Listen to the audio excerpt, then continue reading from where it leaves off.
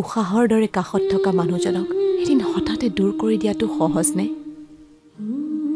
আজীৱন তোমাৰ হৈ থকাৰ ইচ্ছাৰ পৰা ইটছ নট ৱৰ্কিং বুলি কোৱা যাত্ৰাও সহজ নে? সহজ নে? ভাল লগাৰ পৰা ভাল পোৱা কৰা আৰু তাৰ পাছত গোটেই জীৱন তোমাৰ বন্ধু হৈ থাকিব পাৰিম নেকি বুলি কোৱা প্ৰশ্নৰ উত্তৰ।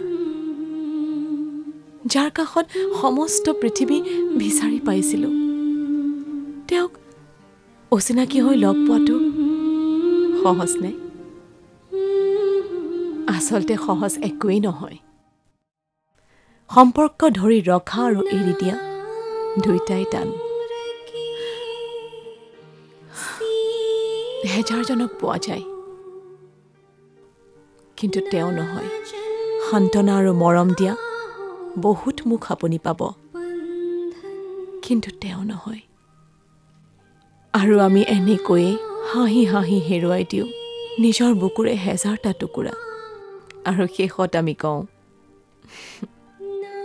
It's all right. সুখী থাকা মনে বিচৰাজনৰ লগত। মানুহবোৰ আচলতে পুতলা নহয়, সকলোৰে অনুভূতিবোৰ আচলতে সস্তীয়া নহয়। হেজাৰ বুজাব চেষ্টা কৰিলেও মানুহবোৰ ভাগি পৰে।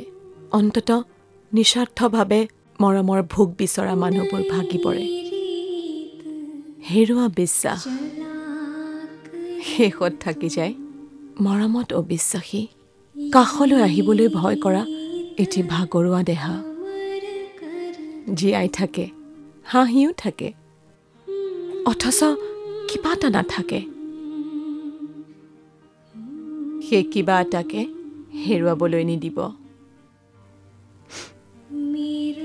যন্ত্ৰণাৰে আবৃত পৃথিৱীত কাৰোবাৰ সাহস হওক, ভাল পোৱাৰ অৰ্থ হেৰুৱা পৃথিৱীত কাৰোবাৰ মৰম হওক। জীৱনে ইমানেই বিচাৰে, মানুহেও ইমানেই বিচাৰে।